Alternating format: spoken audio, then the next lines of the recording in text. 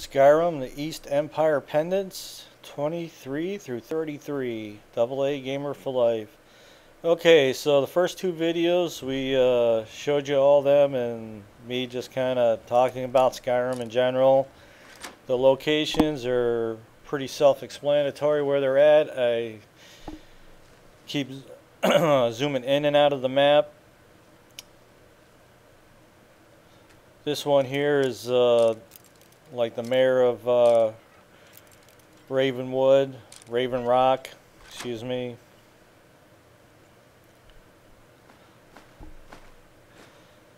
The one upside to this is like some of these pendants are all, you know, some of them are in the stolen thing, but this guy I guess doesn't really seem to care whether they're stolen or not. He just buys them all, and it's a nice payday at the end.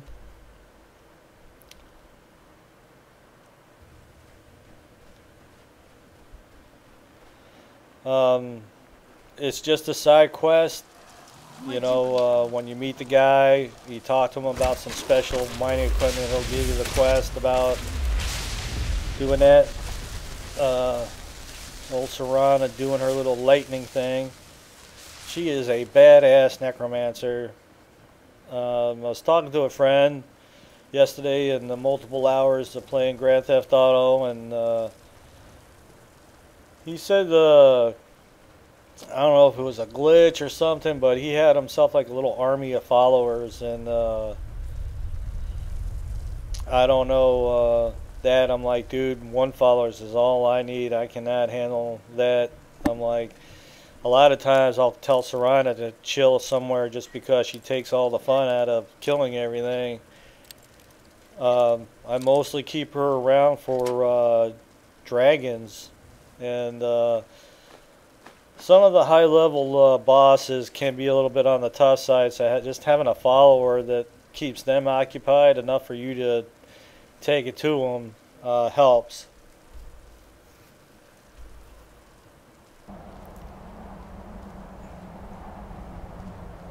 And of course, Serana is nice on the eyes as well, so keep her around.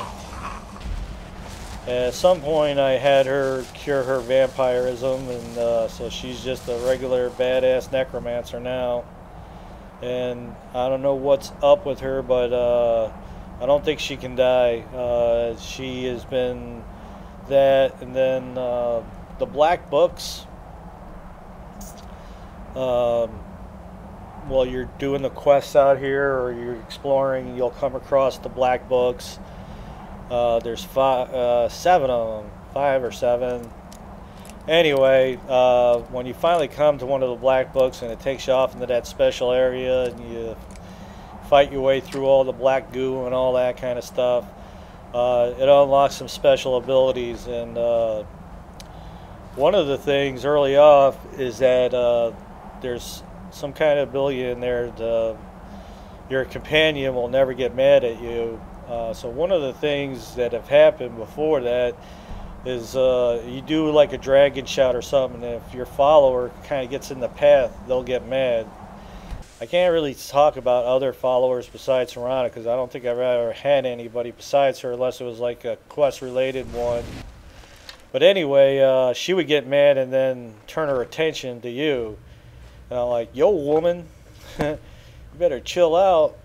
But anyway, early on in the game, I seek out some of the black books, or the first 1 or 2 of them, and I grab that ability right off.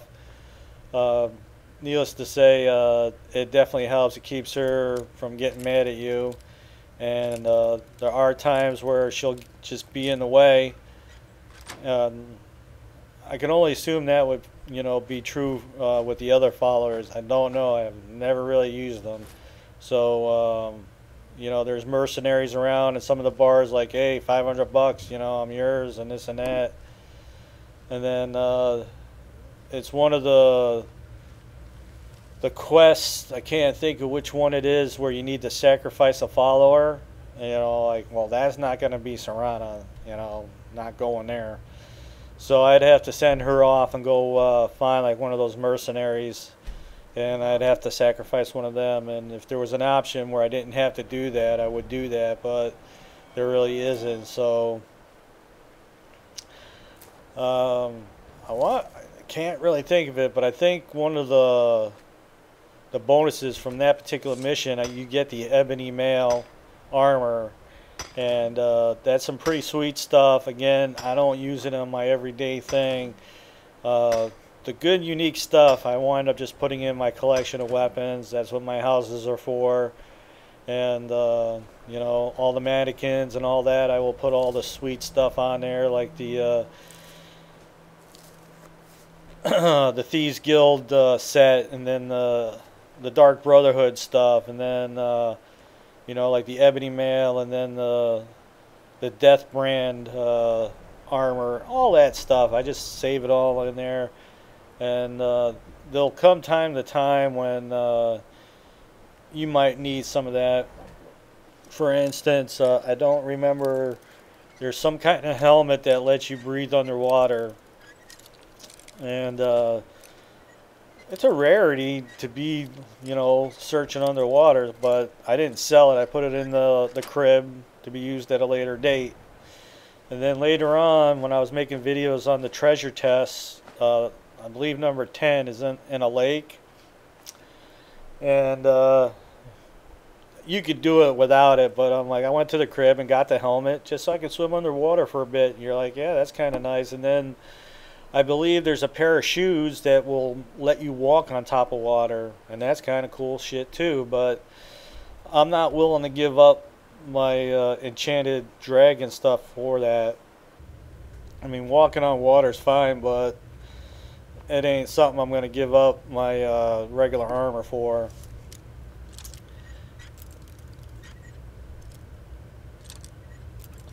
And it's just like, you know, it's a gamer's thing. You like heavy armor, you know. I do all light armor, you know.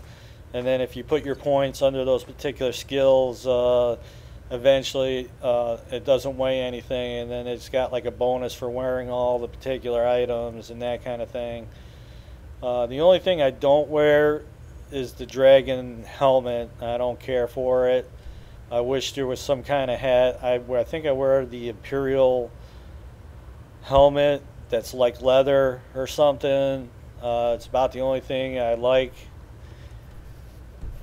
And again, it's just a gamer's choice. I mean, obviously, you'll get an extra bonus for wearing the Dragon Complete set and all that, but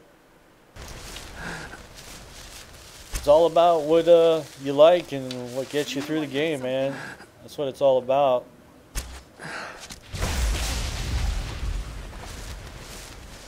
The little blue trails, that's your soul traps right there, and that's what this bow's all about.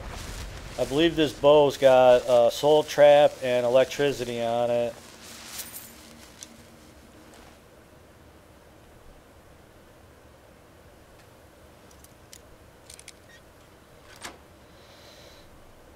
Okay, so we're getting down to the nitty-gritty.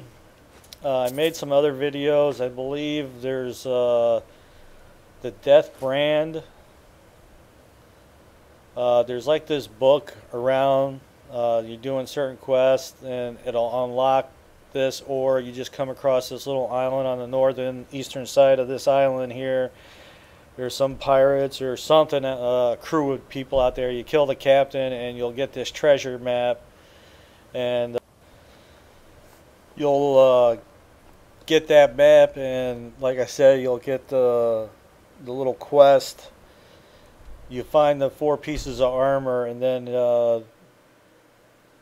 you'll get the key at the last piece that'll take you off, and then you go fight this Death Brand guy. He's like a ghost or something like that. Anyway, there's a good little horde battle in there, and there's a shitload of loot up in that area as well.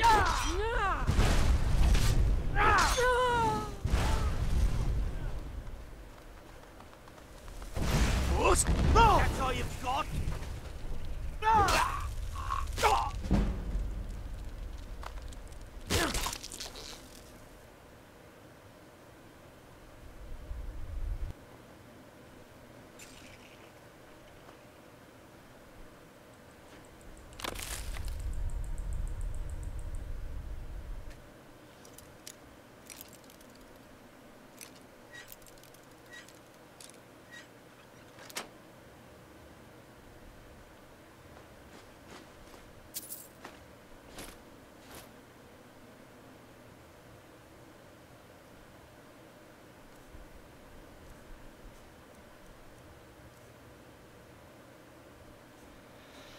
Number 30. 3 more to go.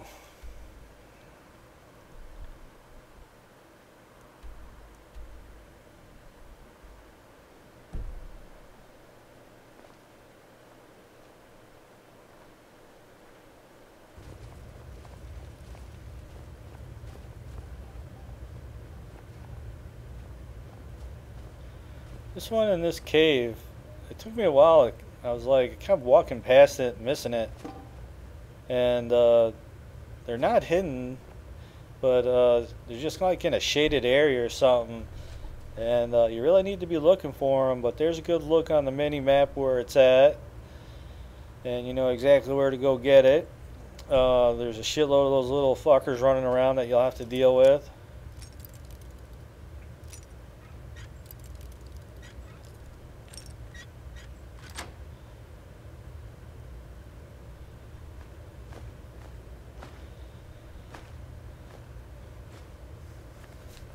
One of the things early in the game, when you go off to meet the Thieves Guild and you do their quest, and I think her name is Rex, the blonde lady in there. If you come across some of the unique gems, she'll tell you exactly what they are, and that there's a special mask for them. But there's 24 of them, I believe, all over the world, and some are not easy to get, like the one out in Solitude. In order to get the one out there, you have to buy one of the places out there, so therefore you need to do whatever the king wants you to do, or the lady. Basically, you go out there, you help 5 of the people, you do any of her quests, and then she'll let you buy a house out there. But a lot of the places that you buy are like 5 to 7,000, mostly 5, but hers is 25, so you need to have some money built up for that. Whatever, but the thing is once you do get all of them, and then you task to go off and get the mask, and you finally get that, it unlocks this special like a luck thing. But what it boils down to is that you will find almost every gem is like a special one. You'll find the flawless gems and the flawless diamonds and stuff like that, and all that is like big money. So instead of finding just like a regular gem, you'll find like a flawless gem or a flawless emerald. Just like if you've been seeing, like when I get stuff, it's mostly all flawless stuff, and all that is big money. I want to say like the flawless diamond is like worth 600, you know, so if you got like 10 of them, you're just like a merchant. I wind up having a lot of the gems and that kind of thing because the merchant just doesn't have enough money to buy all that stuff.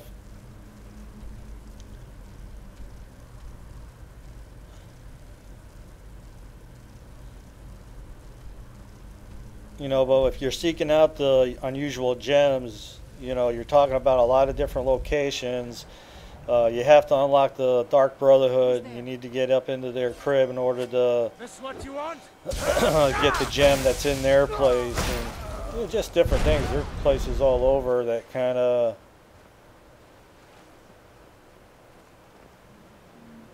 I believe this is the little island or the area that has the map, but that it's like its own video. But this is our last little crate.